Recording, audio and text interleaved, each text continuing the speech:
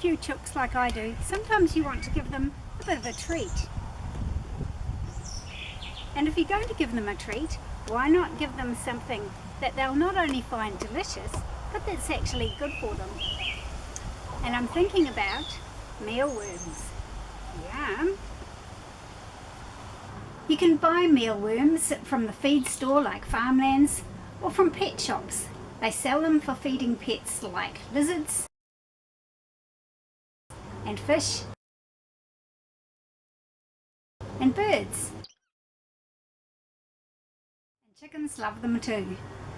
But rather than buying mealworms for your chickens, why not set up your own mealworm colony? And then you'll have an endless supply of free or almost free treats for your chickens. It only takes a box or two, some mealworms of course, and something for the mealworms to eat, and maybe a bit of know-how. So I thought I'd show you how. This is what you will buy from the pet shop as mealworms. They're not really worms at all. They are the larval stage of the darkling beetle. Just like a caterpillar is the larval stage of a butterfly, the mealworm is the larval stage of the beetle.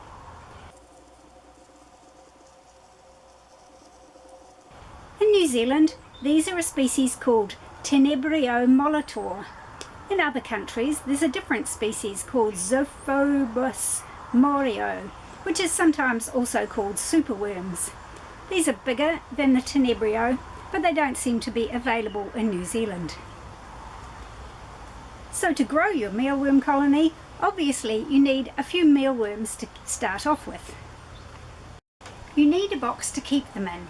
Plastic is convenient because it's easy to clean and the mealworms and later the beetles won't climb out. It needs to be preferably wider than it is tall. Not too small. This is probably as small as you'd want to go. Bigger is fine if you want to go into large scale production. You want some kind of a lid on it, not so much to keep the mealworms in as to keep the other insects and pests out. You should have some ventilation, but not airtight. So some kind of a screened lid is good, or you can just, if you have an airtight container, drill a few holes in the top. I actually don't bother because this container fits quite loosely into the outer container. What they eat is anything that's not too soggy. Oatmeal, wheat bran, any kind of cereal really. It can be handy to use something that's got quite a fine grain to it if you want to be able to easily sift out the mealworms from their food later. What I sometimes do is sieve some of the fine powder out of the chook food pellets and use that as mealworm food.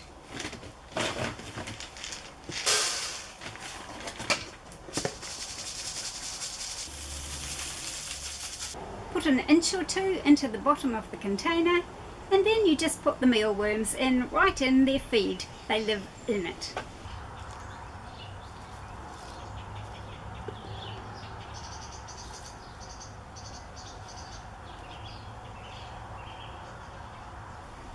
As well as their dry food, they need something juicy as a source of moisture. So occasionally give them a piece of potato or the end of a carrot, the end of a piece of celery or a piece of pumpkin peel. Something like that. Try to avoid anything that will go mouldy though. If it starts to go mouldy or rotten, remove it. A small cauliflower leaf is good because they like to hide underneath it. They like it dark. So if your box is translucent, like this one, keep it covered up. Keep it warm. The ideal temperature is about 25 degrees Celsius, like a nice summer's day.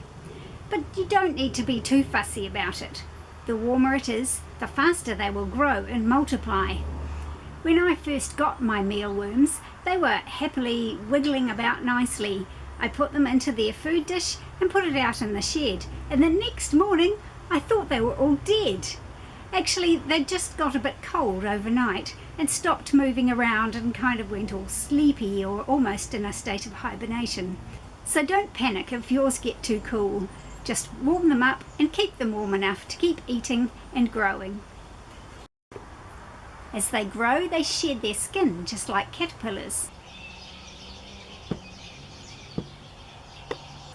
Their new skin is pale just after they've shed their old skin, and then it darkens to the usual caramel brown colour. After a few weeks or a couple of months, depending on the temperature and how old your larvae were to begin with, the larvae turn into pupa. You'll see they'll come up to the surface, turn into a C shape, and then just change. This is the mealworm equivalent of a caterpillar turning into a cocoon. But they don't use a chrysalis and hide away. They just change right in front of your eyes, very slowly though.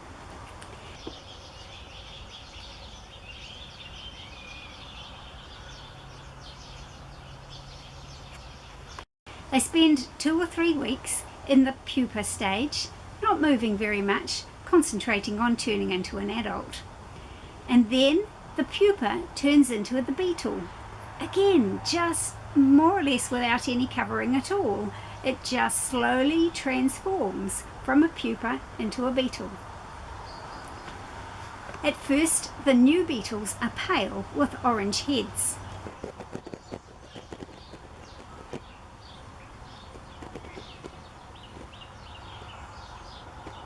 They go darker brown and finally black over the next few days or weeks as they mature.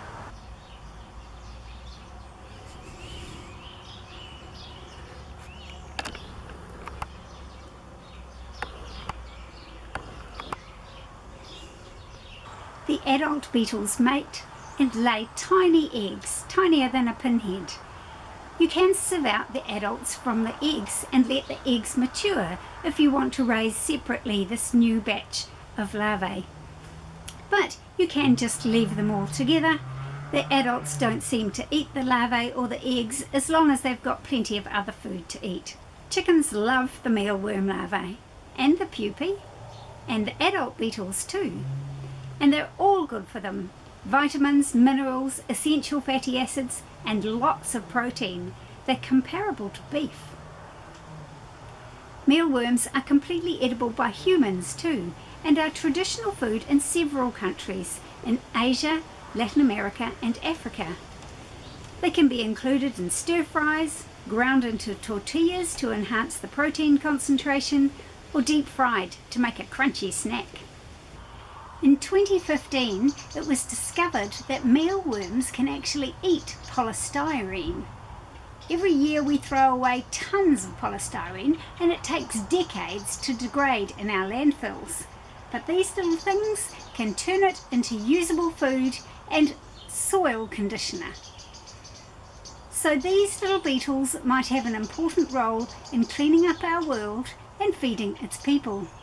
But in the meantime, I just see them as chicken food.